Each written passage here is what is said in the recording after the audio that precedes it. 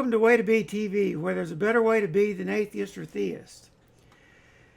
Tonight we continue the way to be recovering from too much religion. That's the playlist we're in right now. Last week we opened the ancient writer's depiction of Jesus' speech, the so-named Sermon on the Mount. Religion names that opening the Beatitudes. We'll continue with the ancient writer's treatment of this hypothetical speech. But before we do, I want to talk to you about Patreon.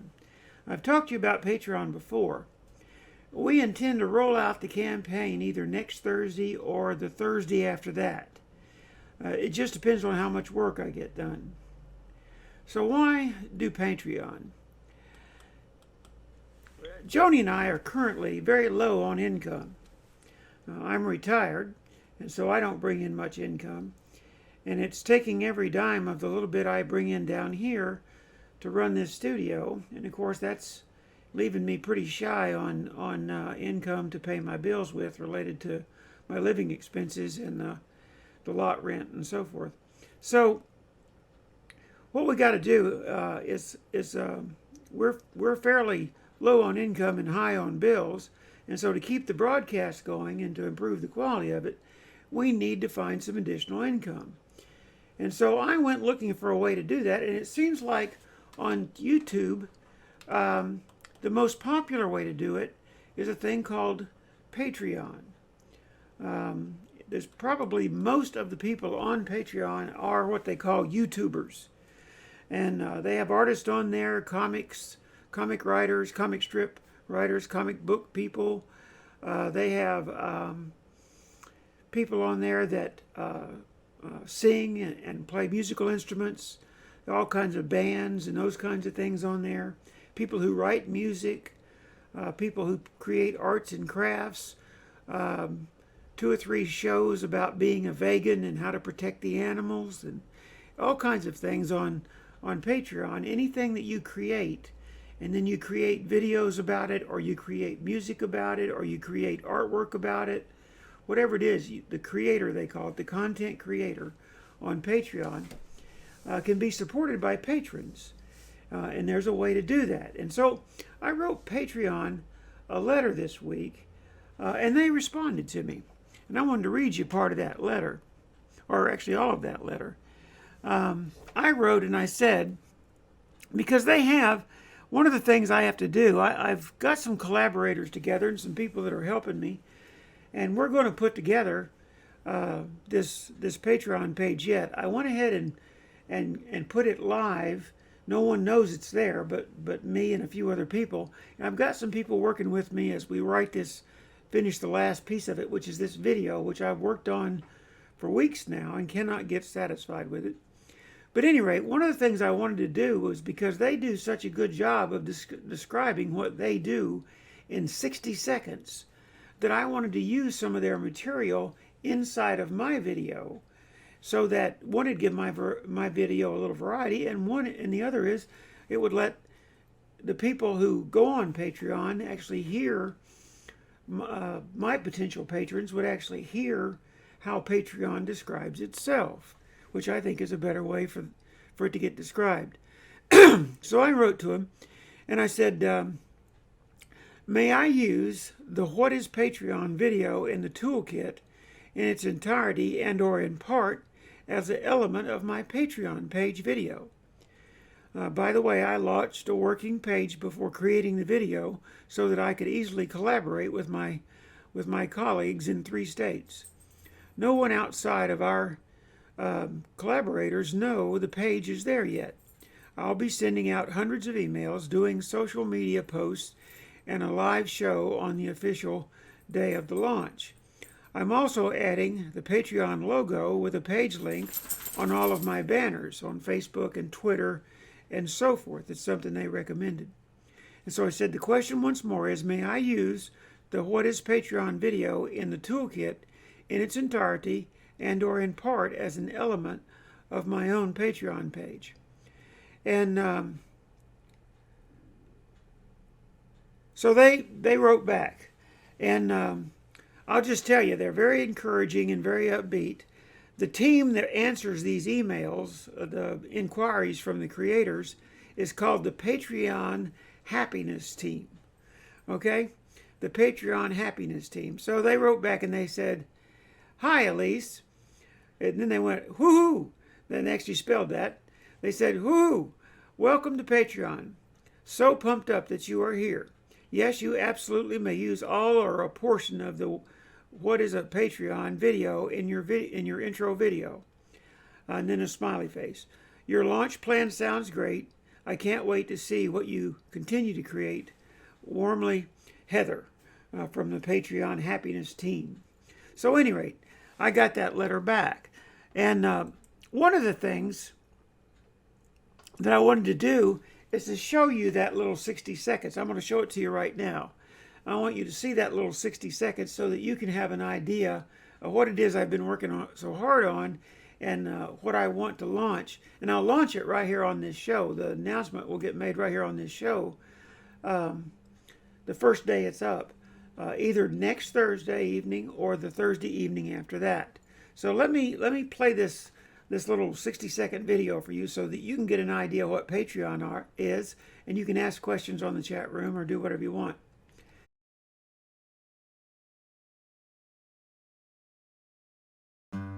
Patreon lets fans become patrons of their favorite artists and content creators. It's different than Kickstarter because it's not about one big project that requires lots of funding. It's more for bloggers or YouTubers or webcomics, anyone who creates on a regular basis. Here's how it works. When you become a patron, you're agreeing to give an artist a tip of an amount you set every time they release a piece of content, whether it's a new song, a video, or a recipe. You can set a monthly maximum to make sure that you're always within your budget. Choose an amount, enter your payment information, and you're done. Becoming a patron allows you to view and post in the artist's stream, and in exchange for your support, artists offer additional patron packages, which might include monthly Google Hangouts or anything they can offer as a way to say thanks. Patreon, empowering a new generation of content creators. Okay, so that's Patreon. That's what Patreon does. I was going to give you some of the stats that go along with that. I'm sorry, when I started that video, I had it focused wrong, and I wound up playing the audio without the video, so sorry about that. Any rate, one of the things that Patreon tells people is that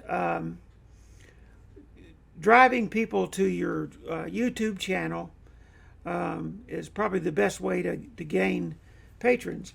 And so, as you know, we're a startup, and so we don't have very many people on our YouTube channel, but I do have several hundred contacts in my contact list in my phone and in my tablet and so forth. And I can send out a lot of emails to people who I have been pastor to over the years. I don't know how many of them will respond or if any of them will respond, but I think it's something that we need to try, and it's something that can grow with us as we go along. But they said that, for every 100 people that are driven to a site, 1 to 10 patrons emerge from that on the average, according to their own statistics. And so the more patrons you get, the more people you send to your page. But they say the average pledge, and this is the thing about it. You know what Kickstarter is? Kickstarter, they raise large sums of money for large projects in single drives. Well, Patreon doesn't do that. The amount of money that people pledge on Patreon starts with $1, and then $3 or $5 or $10. It's that kind of thing. It's not huge sums of money being raised, but rather it's small sums of money being raised on an ongoing basis. And so the average pledge on Patreon per creation is about $5. And I'm trying to raise money per broadcast. So the average is about $5. The minimum on the site is $1, but if you backspace on that dollar, you can put in a penny. So there really is no minimum. They get 16 million page views per month, and more than 15,000 new creators sign up each month on Patreon. And so that's some of the stats that go with them, and I think it's kind of an interesting thing that they're doing. So I wanted to just kind of give you guys the heads up for now. but either next Thursday night or next the Thursday night after that, I'll bring up the Patreon page, my Patreon page on screen, and go over it with you so you can see what it is. And I'll also have the video ready and playing on Patreon that talks about what is Patreon, who am I, and what are we doing at WAY2B TV. And I hope to be able to do that. One of the things that I really want to do badly is I want to raise the bar on my own professionalism and also on our interaction on air and on the way that we manage our broadcast. I want to work toward having the ability to put on 10 on-air guests. And we can do that through Google Hangouts as soon as we get our microphone situation worked out with everybody, and also get it worked out with the guest. But what we want to happen then is for this thing to become an open interaction. That I don't know if Colleen, if you have a laptop. Jan, I see Jan on there now. Jan played guinea pig last Sunday afternoon, and she got out her laptop and her headset, and she was our guest last Sunday afternoon on the private group WAY2B TV meeting, and our WAY2B meeting, and you know, we had some technical issues and whatnot, but all those things can get worked out.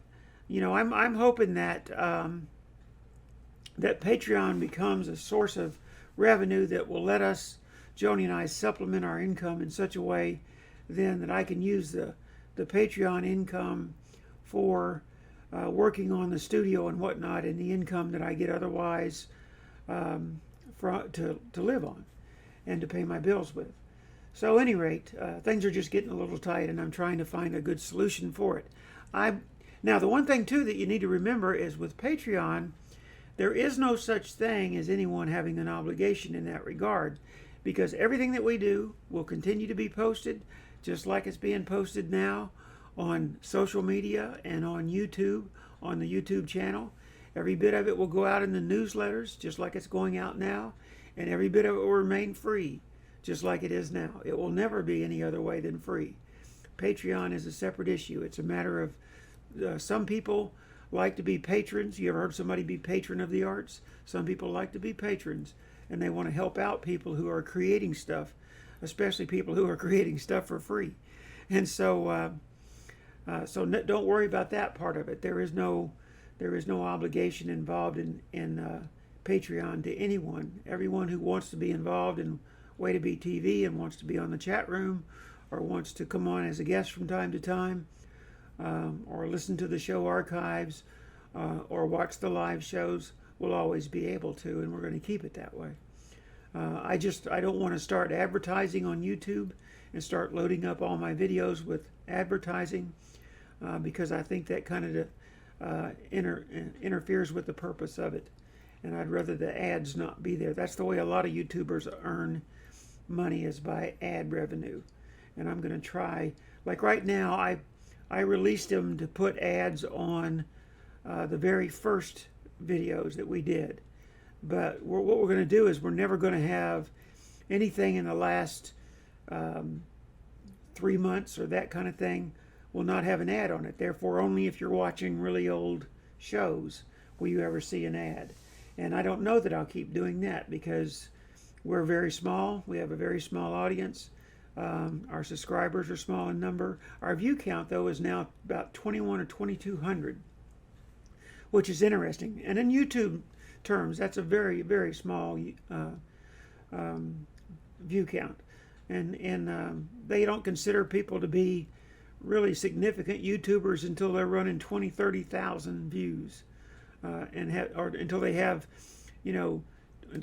running 20 or 30,000 subscribers and having like 100,000 views and those kinds of things. So we're really at the very beginning, the very infancy of this. This show is show number 117, which means it's our 17th show. So we're about as new as they come on YouTube. So at any rate, Carol's on there now. She says she can hear well. I'm glad she can hear well. That's always a burden for her when she cannot hear well. I want to go ahead, though. The next thing I want to talk about is Joni suggested that I move our discussion starter to the beginning so that we would be involved, so that we would see that and do it at the beginning, where you all could be thinking about talking about the discussion starter and what we're talking about this night, instead of getting all involved in another discussion before we get to the video. And we've done that a few times where we hardly talked about the video at all, and instead we talked primarily about something else that between us we got going before we ever got to the video. I want it to remain, though, where we can talk about anything and everything you want to. If you've got a subject in mind, something that burdens your mind, something that you want to ask questions about or talk about or just bounce off of each other, please do that. I don't want us to ever feel strapped by it.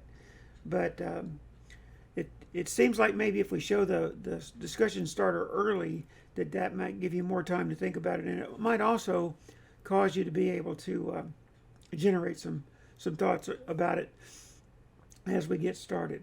So we're going to try it this evening. We're going to try it this way this evening, and then we're going to do the context, and then we're going to begin the discussion. And so in the video this evening, we're looking at the opening assertions an ancient writer attributes to Jesus in the so-named Sermon on the Mount. This week we will address persecution of Jesus' followers, the opportunity the way offers, and tempering the resistance of religion. And of course, actually what we're dealing with is those are the things that the ancient writer deals with while depicting what Jesus said, might have said, or what the ancient writer heard in his society at that time, the scuttlebutt that was going around that might have been said. So it's important to understand that we don't really have quotes from Jesus, and we never will have quotes from Jesus because the ancient writers wrote a long time. At the very beginning of this video, I think I do a pretty good graphic illustration of just how far apart the writing of the Sermon on the Mount is and the time Jesus died. In other words, we're a half century apart between when Jesus died and when the Sermon on the Mount was written. Now, I don't mean when the Sermon on the Mount was written versus when the Sermon on the Mount was spoken, because the Sermon on the Mount may have never been spoken. We don't know. We can't be sure about that. We just know the ancient writer depicted Jesus as giving a speech. But we know the other writers who used some of the exact same material in their writing, some of the other gospel writers, did not depict it as inside a speech. So that's important to understand, is that the writer of the second gospel may have just used a form of a speech, the literary form of a written speech, as a means of saying what is the scuttlebutt about what it is Jesus taught.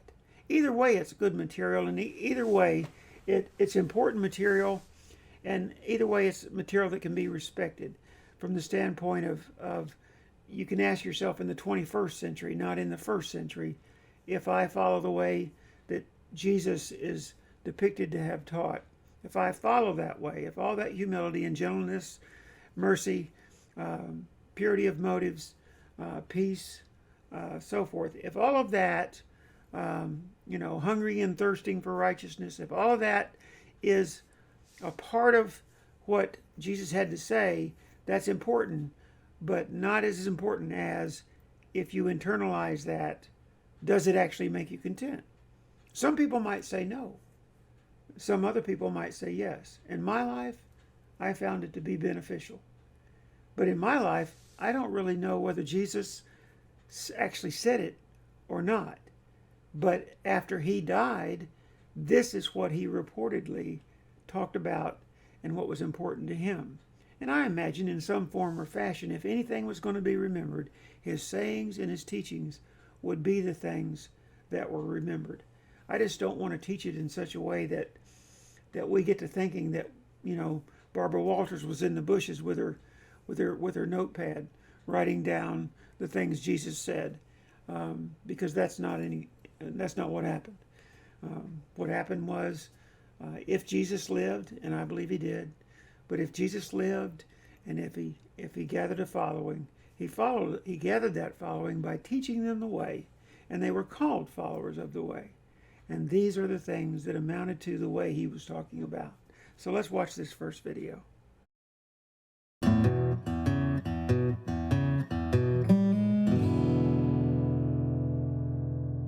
There is an important aspect of studying the ancient speaker named Jesus in relation to the nameless ancient writers who wrote about him. That is, the writer and the speaker did not exist at the same time.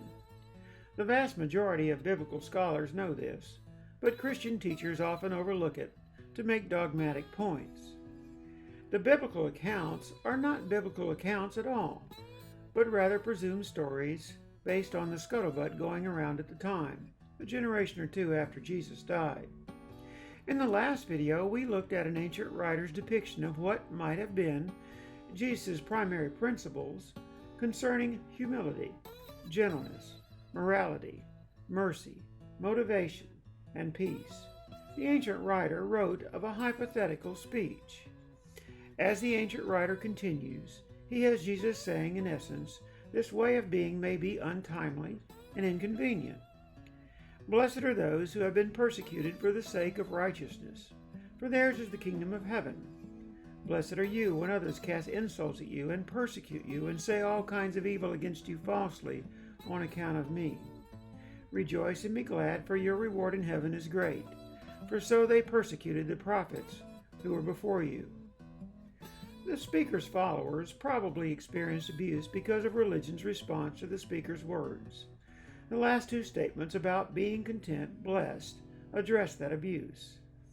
The writer has Jesus referencing the kingdom of heaven once more, the place within one's sovereign self where peace may or may not reside. I refer you to the For Heaven's Sakes playlist, as we have already studied this metaphorical principle. Those with this mindset adjust their lives, allowing life to ebb and flow as required to be this way. It has always been this way for those who resist religion. The ancient writer then has Jesus saying one is either in or out of this way of being. You are the salt of the earth, but if the salt has become tasteless, how will it be made salty again? It is good for nothing anymore except to be thrown out and trampled underfoot by people. You are the light of the world. A city set on a hill cannot be hidden, nor do people light a lamp and put it under the peck measure, but on the lampstand, and it gives light to all who are in the house. Let your light shine before others in such a way that they may see your good works and appreciate Theos, who is in heaven. Here, three metaphors illustrate being in and out of the way. First, taste and tasteless. In the way, I taste good.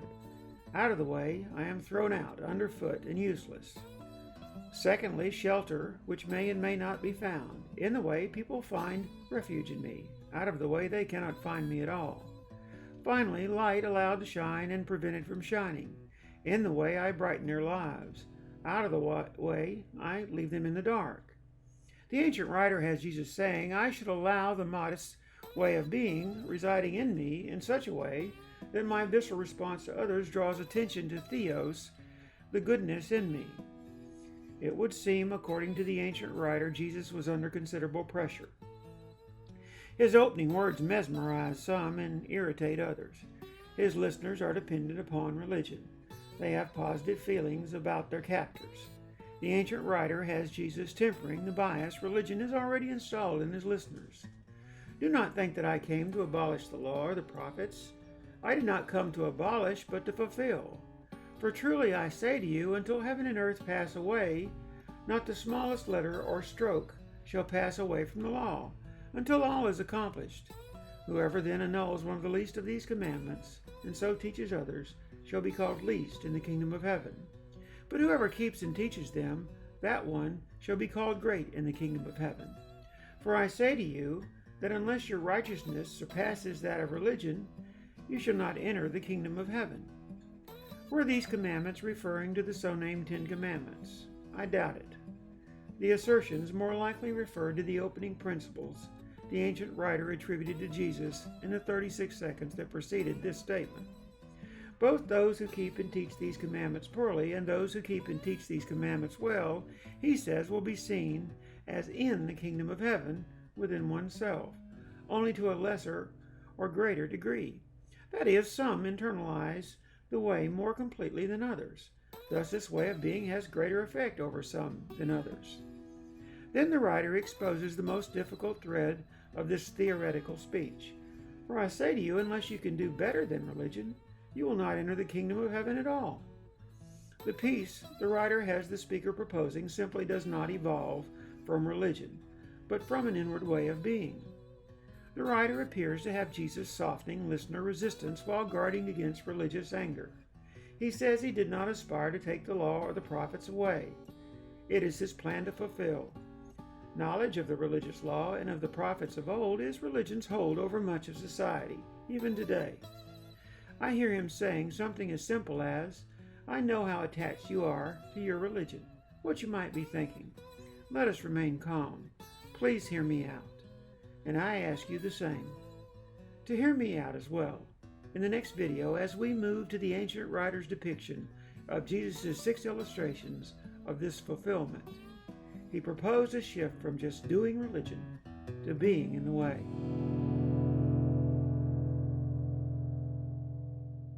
Well, y'all really get busy on the chat room, but you don't talk much about what we're talking about, I'll tell you that. Carol wrote, let's see, what did she write? She wrote, I'm glad I'm poor in spiritual knowledge. It makes me open to learn. And then she wrote, self-righteousness is not an attractive attribute. I want to be more like Mary. I don't know if you're talking about Jan's Mary or Jesus' Mary. Anyway, searching for wisdom. So at any rate, I think when the writer wrote about Jesus, when the writer wrote about Jesus, he wrote at the end of those Beatitudes that you can be the salt of the earth, unless you lose your taste, and then you're thrown underfoot and trampled on by other people. You can be the light of the world unless you put it under a peck measure. You can be a shining city on a hill, and unless it's hidden. And so the idea being is that the Beatitudes are the opening statement into a short speech the ancient writer put together of Jesus' sayings that point toward the idea that there is a better way to be and that you can be that, and that will mean a lot to the world. That is, that will mean a lot to other people. And then he goes on to say, because the big fear was the law. The reason they crucified so many people back then, and they did crucify a lot of people. Jesus was just one. But they crucified so many people back then is because if they were a threat to the Roman government, they wanted, and many times the way they were crucified is they were killed first, because during the scourging and all that, they were killed first and then hung on a cross for everyone to see. And usually nearby an entrance to a city, or on a hill, or that sort of a thing, and certainly that's the case here.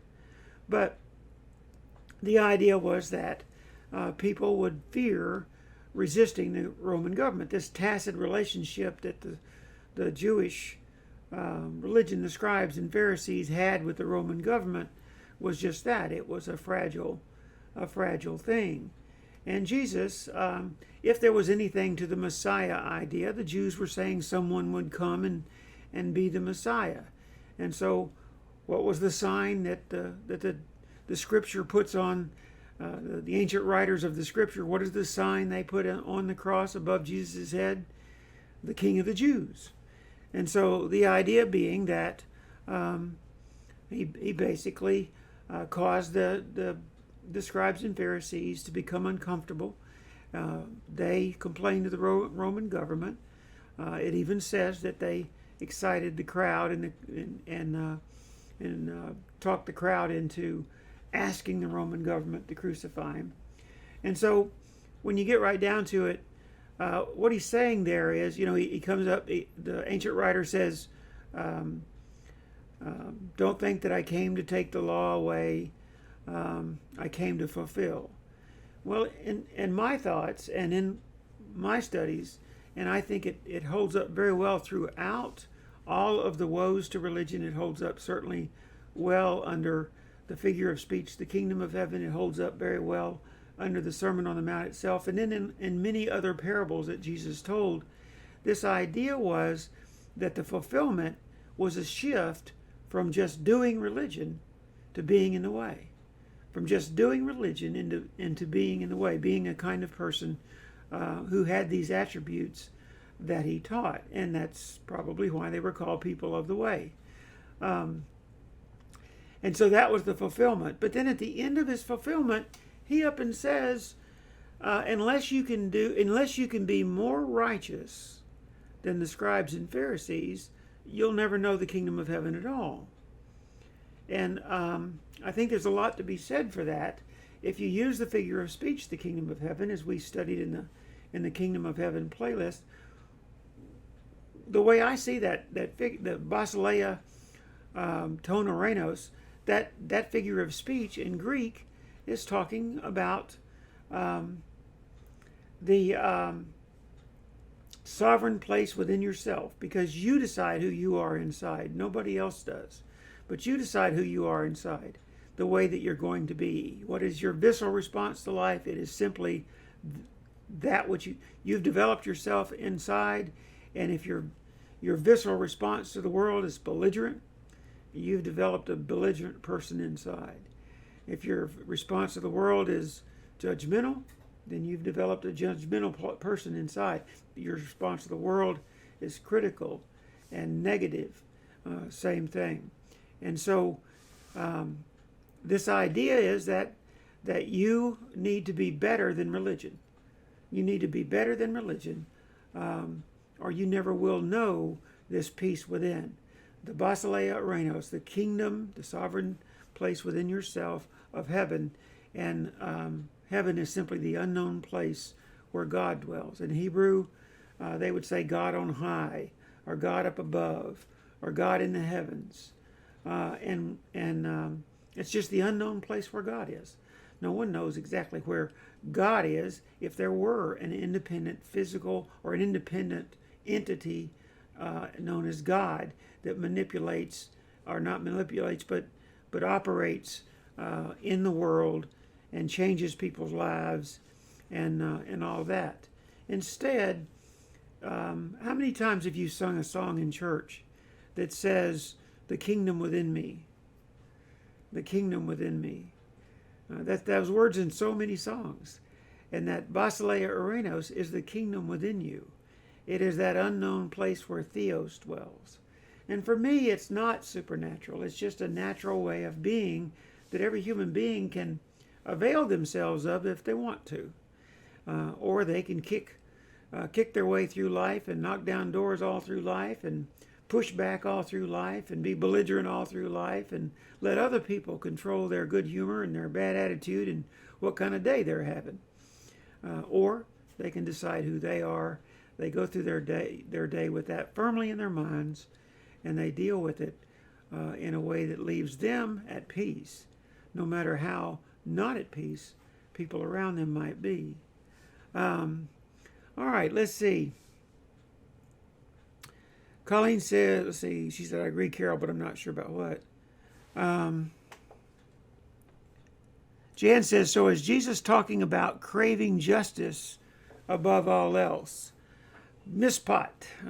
Hebrew word is mishpat for justice. And he will not, the so-called prophecy in Isaiah where the suffering servant will not break a bruised reed or extinguish the dimly lit, and he will not give up until there is mishpat on earth, mishpat, justice. No, I really don't think that's what Jesus was talking about, craving justice above all else. I think Jesus probably taught mercy, forgiveness, gentleness, humility above all else. It wasn't about justice. You know, everybody wants justice, but justice can boil down to revenge. I heard a man being interviewed on a TV thing the other day, a broadcast on the internet, and he was being interviewed, and he had been in jail, and he said, think about it. On every single one of these facilities, it says correctional facility. And he said there's nothing correcting about it. It is simply society's revenge on people for stepping out of line. And I agree with that. Now, I'm not saying I'm against people going to prison if they can't obey the law. But what I am saying is, I think a lot of times we don't want justice so bad. What we want is revenge. What we want is to get someone back. I'm sure Jan will comment some more so that I'll know more about what she's talking about. Colleen says, I think Jesus was talking about contentment above all. Carol said there's freedom in that. Colleen said, one of my pagan friends shared this on Facebook the other day. Buddha was not Buddhist. Jesus was not Christian. Very fair statements, by the way. Mohammed was not Muslim, she says. They were teachers who taught love. Most of these teachers, it's true. The great teachers of the ages that we all remember and that are written about so much and so forth, those great teachers didn't form religions. They did not. Jesus didn't form a religion. Jesus talked to people of the way, and he didn't call them people of the way. They probably didn't call themselves people of the way. But those who went to round them up and persecute them called them people of the way, at least if you're to believe what the scriptures say, that the reason that Paul was going out was to go and find these people of the way and bind them up and bring them back. So I don't think Jesus was trying to start a religion. I heard a big, very wealthy, very well known minister on Moody Radio here about a week or two ago, and he actually let the words come out of his mouth. And I know this man has a good education and he knows better. But at any rate, the words came out of his mouth, when Jesus started Christianity, blah, blah, blah. Well, Jesus didn't start Christianity. Jesus never talked about Christianity. Nothing was known of Christianity. The word Christian appeared in Antioch long after Jesus died. It simply was not a part of what Jesus was doing. He was not trying to start a movement. He was not trying to start a religion.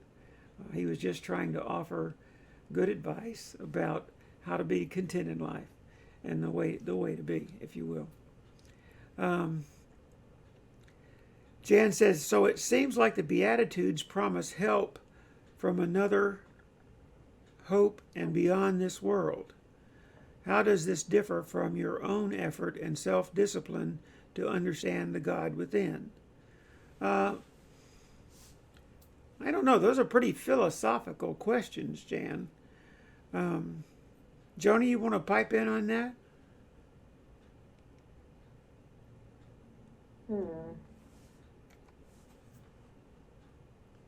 Maybe it doesn't differ from our own effort and self-discipline. Maybe that's what causes us to try to figure out our own selves and try to be who we should be and do what we should do and feel the way we should feel. And if we don't feel the way we're supposed to, or we feel like we're feeling wrong, we need to fix that. Yeah, that's why I say that I prefer to think about a theos instead of a God, because God has become a very hot button word. But theos is just the Greek word that was being used for a big G God, as Christians would call him, or a little g God, or a pagan God, or whatever. But it's theos was the word used in Greek for all of that. And so that the concept has always been there. People have always wondered, is there something greater than myself, a deeper place to reach, something that gives me help and comfort when I need it? And so Jan says, so it seems like the Beatitudes promise help from another hope beyond this world. I think it sounds like the Beatitudes promise hope from the world within, from within you, and that that is this place where you try to understand this God within, this theos within. And so the question is, can you adopt that? What it says to me is that I can make up my mind about who I am going to be. And I can have that person be a person. You know, the golden rule's in every single major religion in the world. The golden rule is there in some fashion or form. I'm going to do a video on that and talk about that. We're going to talk about that one night because I found some good material where I can gather the various and sundry things that have been said by about a half a dozen to a dozen world religions, the major ones.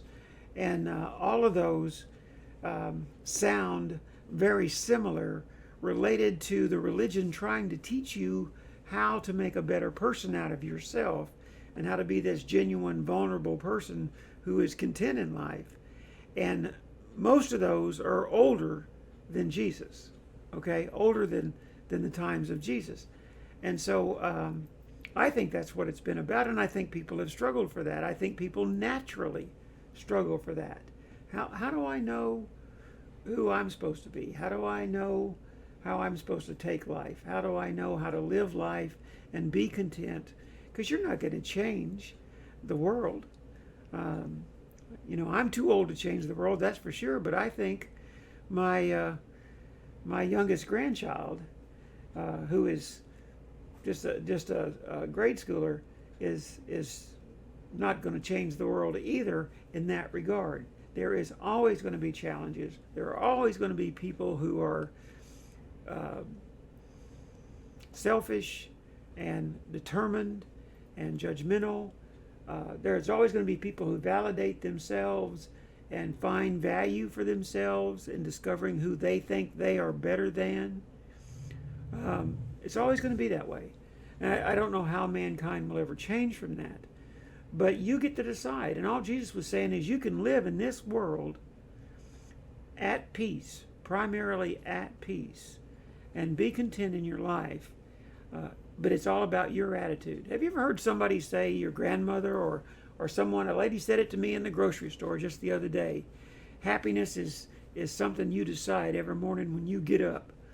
And that's certainly true. It's got to be true. No one else is going to cause you to be happy.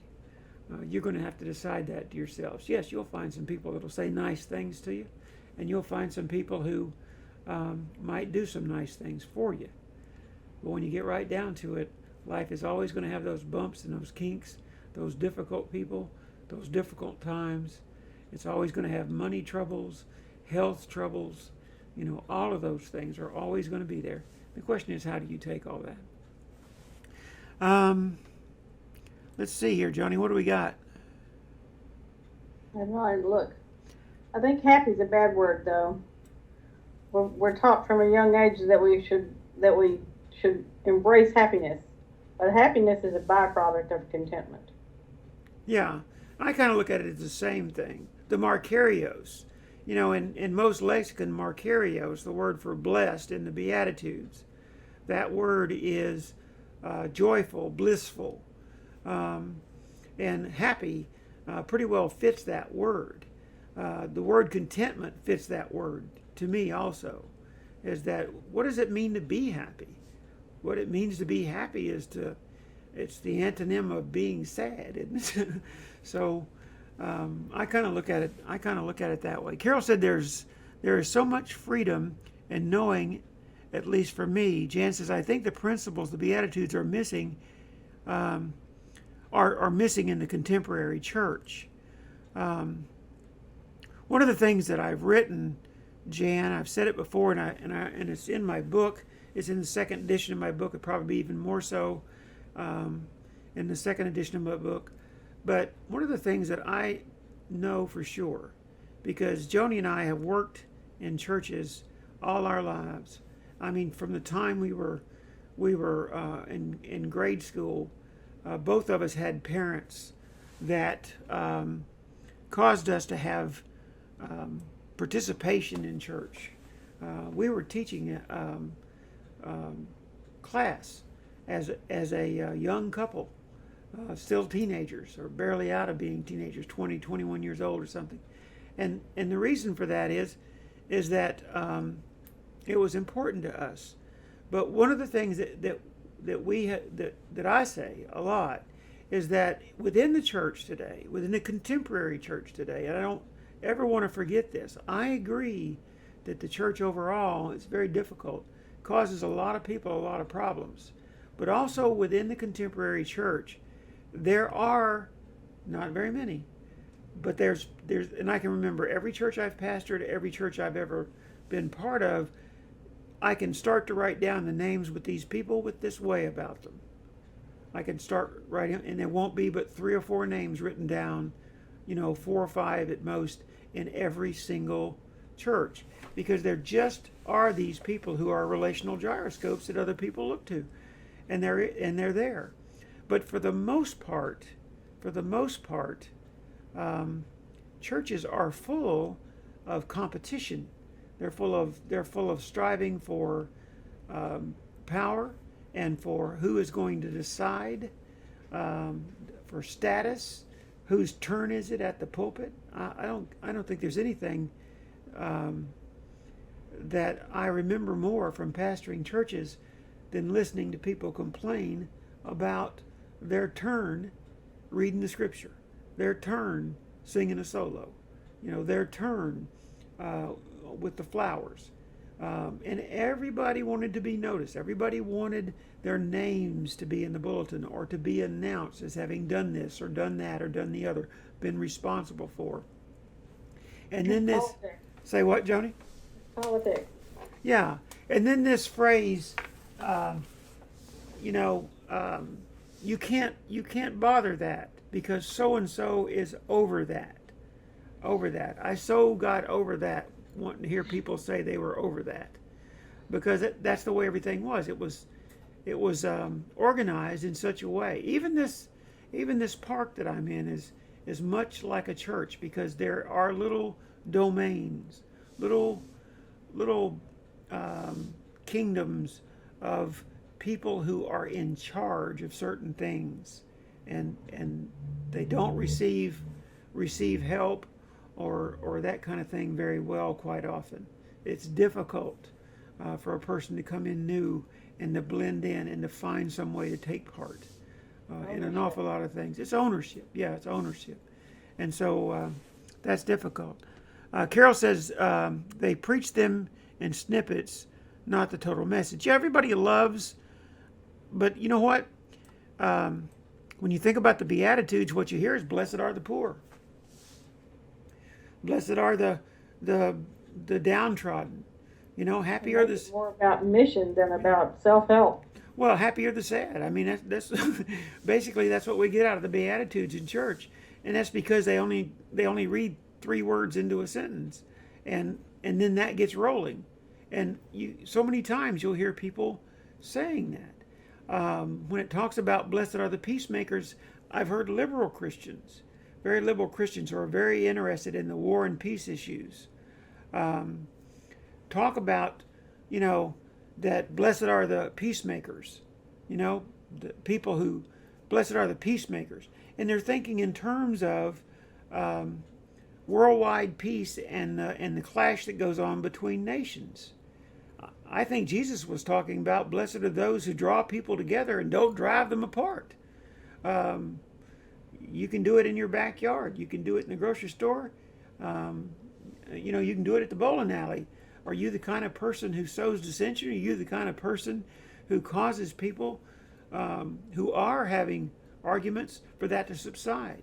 Are you the kind of person that breaks up a problem of that nature? Or are you the kind of person that generates a problem of that nature? I know people who sow the seeds of dissension. There was a man that I worked with at a major manufacturing plant many, many years ago. And that man literally roamed around the office building, causing people to become disdained with one another.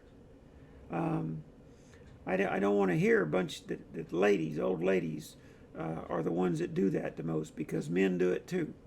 And so a person can get that sort of thing in their head, and they wind up feeling a sense of power and a sense of satisfaction from having done it. And certainly he did that. He literally went from office to office, carrying dirt with him and causing one person to think less of another person, or actually causing one person to feel insulted by a person that had not insulted them, because they never said exactly what that man was carrying. He refabricated it as he needed to as he went. But at any rate, that's another story.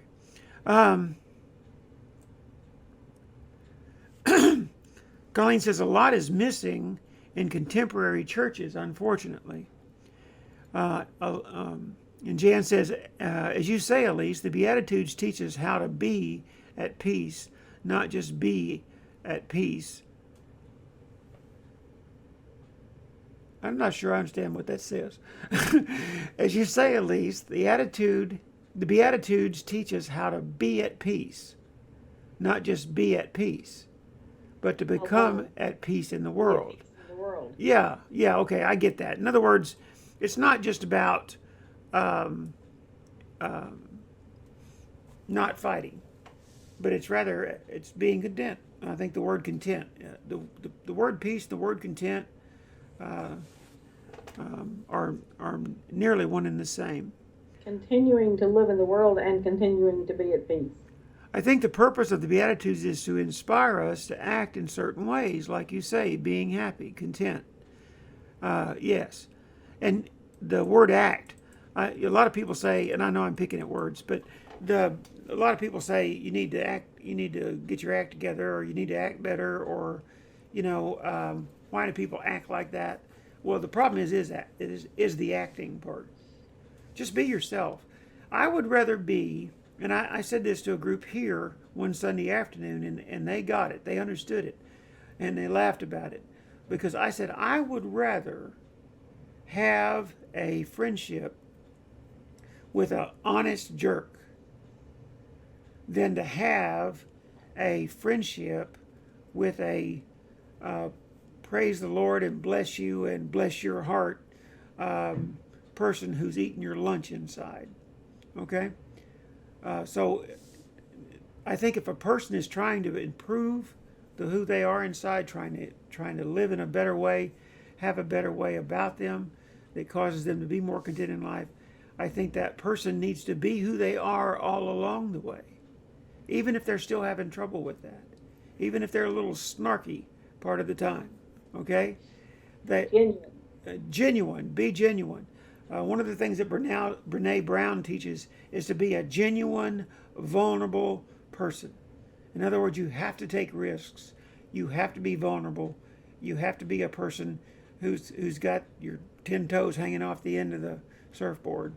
But at the same time, you have to be completely genuine. And a genuine person, I think, blessed are the merciful, for they shall receive mercy. I think there's a lot to be said for that. If you are a genuine person and you're the kind of person who cuts everyone else a break, when it comes to time and you need a break because you've said something you shouldn't say or done something you shouldn't do, you probably more likely catch a break if they know you as that kind of person, as a merciful person. That merciful person does receive mercy more often than the person who is not merciful. Or as they say, if you trample on people on the way up, you'll find a bunch of beat up people not willing to help on the way down. And I think that's pretty good. All right. Let's see. Amber says, I think you need to find a way to embrace all the eclectic things life has to offer, not just happiness. You might come up with an illustration for that, Amber. I'm not sure what an illustration for that would be. We were talking about happy being a bad word. That happy is a byproduct of contentment and peace, not the other way around. Oh, okay. And Colleen says we could be at peace in the world if we would simply let ourselves be tolerant of each other's differences and embrace the similarities. Carol says true dat. True dat is a phrase that I taught everybody in my churches. The Greek word amen, from which we get the English word amen, Okay, simply means truly, sincerely. In other words, true dat.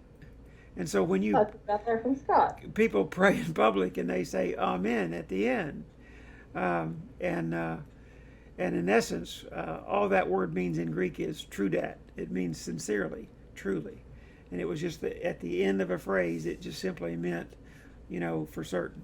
You can take that one to the bank. Okay, that kind of thing. Jan says they are called cliques. Talking about the people who own their space and their thing at church. Oh, where is that? Is that up here somewhere? No, it was in discussion. Okay. She's commenting on a discussion we had Okay. about the people who own flowers, who own. Oh, yeah. It's my turn to sing. It's my turn to pray over the offering or whatever. Right. Jan says, aren't we supposed to emulate all of the Beatitudes? I don't think you can emulate them. I know what you're saying, but I don't think we can. I think that's part of the problem that we have. We have a bunch of sweeter than lemonade people running around, acting all blessed, okay? And in reality, there's nothing to emulate if it's coming as a visceral response. In other words, you don't have to mold and make it in the present.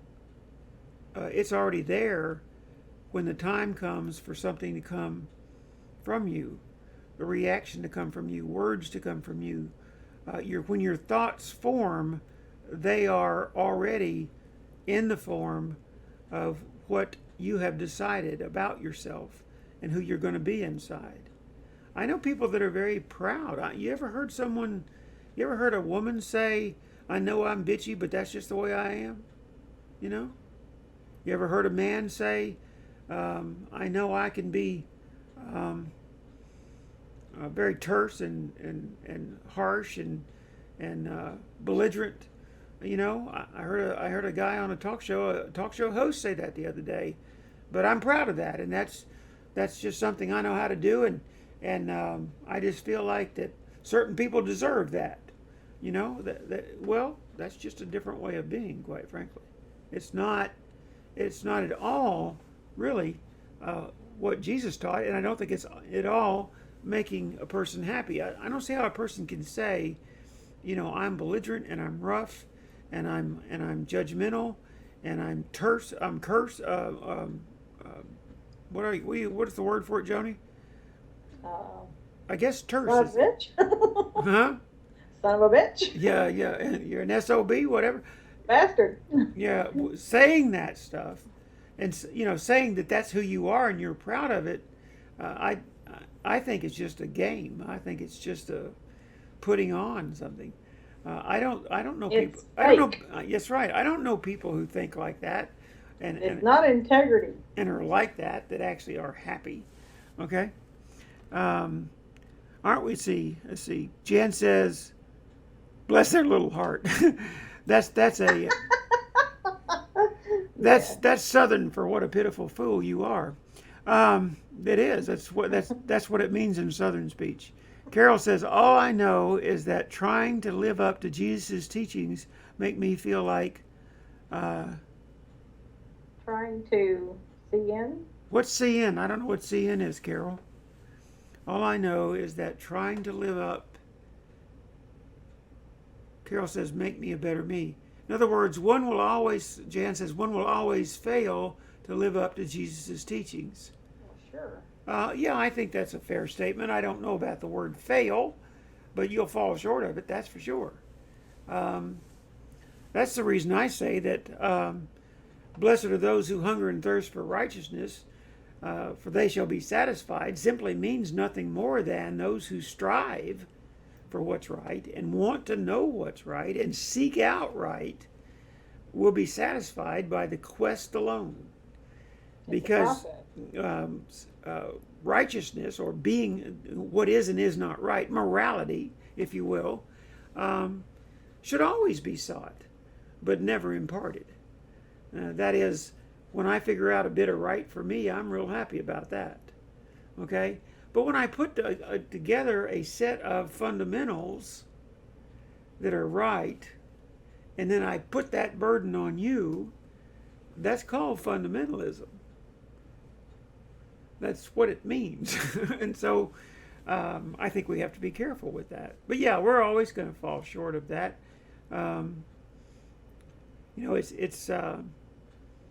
It's hard to sit here and talk about when you get right down to it. Well, guess what, guys? It is 8:31, so I've already gone way beyond closing this thing out. So I appreciate what you guys have been talking about tonight. I'm glad we talked about the subject at hand, more so tonight than I think we have in quite a while. So it's time to go. Don't forget, thumbs up if you like it, thumbs down if you don't. I'll still like you, I think, but thumbs down if you don't. And subscribe to the channel if you have not. Share the newsletters. There's a forwarding button in the newsletter. Share them. There's also social media buttons on the newsletter. Send them out, the social media feed. Facebook, Twitter, Pinterest, Tumblr, whatever it is you use, send them out. Let's see if we can get ourselves an audience together. And we're going to try hard over the next 2 weeks to get this Patreon thing up and going. And if you've got any suggestions, any of you all have suggestions about it or anything, just let me know, and I would certainly enjoy hearing them. But we probably need to raise the bar. I know I need to raise the bar. I'm not a broadcaster.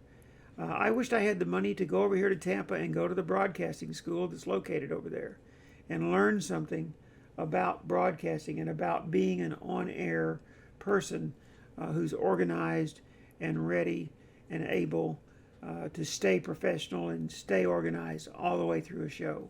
That's something this is my 17th show.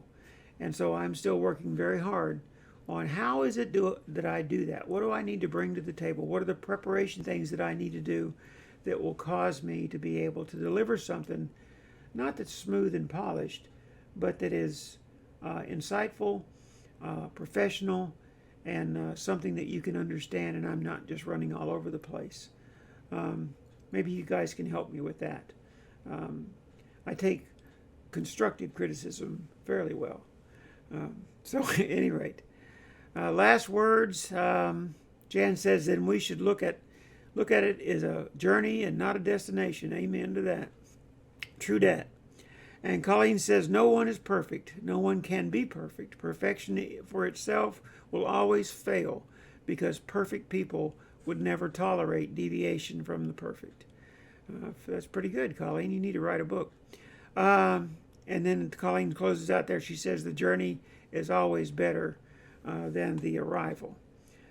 All right, so we're off and running, and we'll see you guys next week. Thanks for all being here. Bye.